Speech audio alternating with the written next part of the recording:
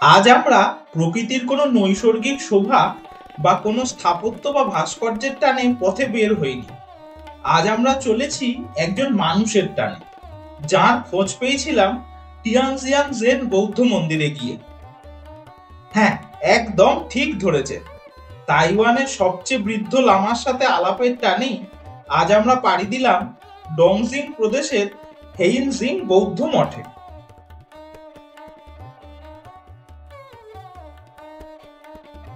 এই বৌদ্ধ মঠটিতে আমাদের বাসস্থান থেকে ৪৫ মিনিট হেঁটে যেতে হয়। পথটি বেশ দুর্গম থাকায় গাড়ি চলাচল প্রায় নেই বললেই চলে। এই পথটির প্রথম কিছুটা সমতল হলেও তারপর রয়েছে চড়াই। সমতল পথটা অতিক্রম করার সময় চোখে পড়ল একটা হোমস্টে। এই হোমস্টের বাইরে দেখতে পেলাম ঢেঁড়স গাছ। ঢেঁড়স এত খাই, কিন্তু ঢেঁড়স গাছ দেখার সৌভাগ্য এতদিন হয়নি। সেই অভিজ্ঞতাও হয়ে গেল। হোমস্টের বাঁকটা অতিক্রম করতেই চোখে পড়ল বাওসেন নদীর ঝর্ণা। পাথরের ওপর দিয়ে বয়ে চলা জলধারার কুলকুল শব্দ বেশ কিছু আগে থেকেই কানে আসছিল। চলার পথের ছোট বড় পাথরগুলিকে মসৃণ করে উত্তাল গতিতে ছুটে চলেছে জলধারা। এছাড়া যাত্রাপথে চোখে পড়ল চেনা অচেনা নানা ফুলের গাছ, তাইওয়ানের ওয়াটার ট্রিটমেন্ট প্ল্যান্ট এবং একটি রিসর্ট। রিসর্ট বানানোর আর জায়গা পায়নি এরা, কিন্তু পর মুহূর্তেই মঙ্গোলিয়ান নামটা দেখে আর রিসর্টের সামনে চেঙ্গিস খানের ভয়াল মূর্তিটা দেখে মনে হলো মঙ্গোলিয়ান রিসর্ট তো এরকম জায়গাতেই হওয়া স্বাভাবিক, কারণ দুর্ধর্ষ এই যাত্রার কাছে তো এককালে কোনো কিছুই দুর্গম ছিল না। এইবার শুরু হলো চড়াই।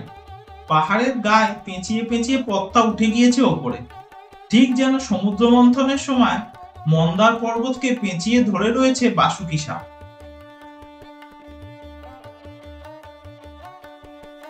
পাহাড়টির একদম চূড়োয় রয়েছে হেনজিং বৌদ্ধ মঠটি। চড়াই রাস্তার এক পাশে উঠে গিয়েছে খাড়া পাহাড়, যার গায়ে রয়েছে বেশ ঘন বনানী, আর অন্য পাশটায় রয়েছে নিচু খাদ।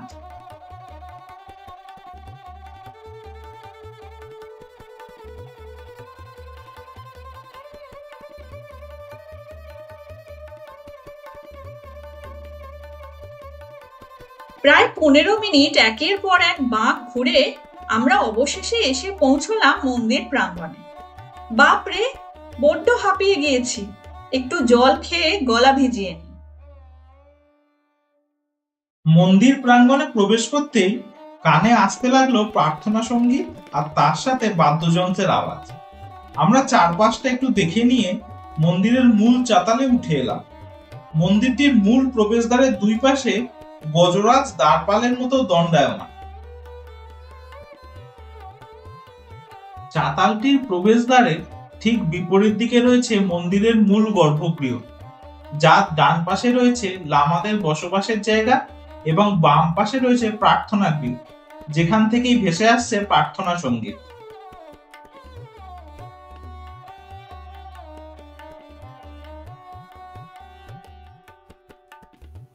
আমরা মন্দিরটির মধ্যে প্রবেশ করার সময় দেখা হয়ে গেল একজন অতি বৃদ্ধ লামার সাথে, কিন্তু তখনও বুঝিনি যে যার কথা শুনে আমরা এই এত দূর এসেছি সেই তারই দর্শন আমরা মন্দিরে পা দিয়েই পেয়ে গেলাম। কারণ আমরা শুনেছিলাম উনি নাকি চট করে এখন আর কারোর সাথে দেখা করেন না। ওনার দেখা পাওয়াই নাকি পুরোপুরি ভাগ্যের ব্যাপার। আমাদের দেখতে পেয়েই উনি এগিয়ে এসে বিড়বিড় করে নানা কথা বলতে লাগলেন এবং হাত জোড় করে মন্দিরের মধ্যে অধিষ্ঠিত শাক্যমুনি বুদ্ধের মূর্তিকে প্রণাম করতে ইশারা করলেন। আমরা ওনার কথা মতো কাজটি করতে উনি খুশি হয়ে লামাদের আশ্রমের দিকে চলে গেলেন। এর কিছুক্ষণ পর ওনার সাথে একজন অল্প বয়সী ভদ্রমহিলা এগিয়ে এসে আমাদের সাথে আলাপ করলেন এবং তার মুখেই আমরা জানতে পারলাম যে আমাদের প্রথম দেখা অতিবৃদ্ধ সেই লামাই হলো সেই ৯২ বছর বয়সী তাইওয়ানের সর্ববৃদ্ধ লামা। এরপর তিনি আমাদের দুজনকে দুটি ধূপ দিয়ে বুদ্ধের কাছে উৎসর্গ করতে বললেন। আমরা ভারতীয় শুনে তিনি সেই বৃদ্ধ লামাকে চাইনিজে আমাদের পরিচয় দিলেন। পরিচয় পেয়ে সেই অশীতিপর বৃদ্ধ লামার মাকড়সার জালের মতন বলিরেখা ভরা মুখে হাসি ফুটে উঠল। এরপর সেই ভদ্রমহিলা আমাদের ধূপ নিবেদন করা হয়ে গেলে লেবু আর কুকিজের প্যাকেট প্রসাদ স্বরূপ দিলেন।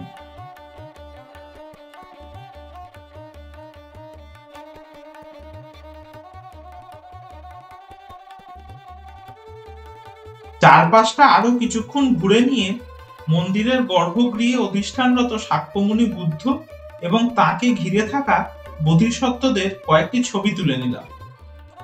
এরপর গেলাম ডান পাশের প্রার্থনা কক্ষে। সেখানে তখনও চলছে পুরো দমে প্রার্থনা।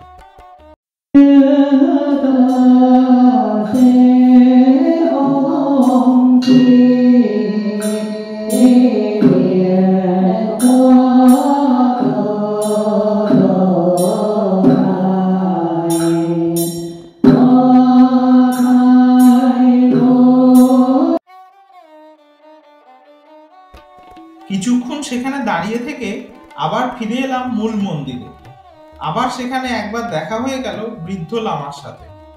উনি আমাদের দেখেই যথারীতি প্রশান্ত মুখে আবার বিড়বিড় করতে শুরু করলেন। আমরা যে ওনার কথা কিছুই বুঝতে পারছি না সেই ব্যাপারে কিন্তু ওনার কোনো হেলদোলই নেই। ফোনের ট্রান্সলেটরটা অন করে ওনার মুখের কাছে ধরতে দেখা গেল উনি ক্রমাগত বলে চলেছেন, ভগবান তোমাদের মঙ্গল করুন, ভালো থেকো, সুস্থ থেকো।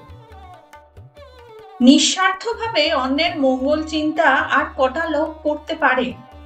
তবে ওনাকে দেখতে পাওয়াটা সৌভাগ্যের কিনা বলতে পারবো না, তবে এটা সত্যি একটা বিরল অভিজ্ঞতা।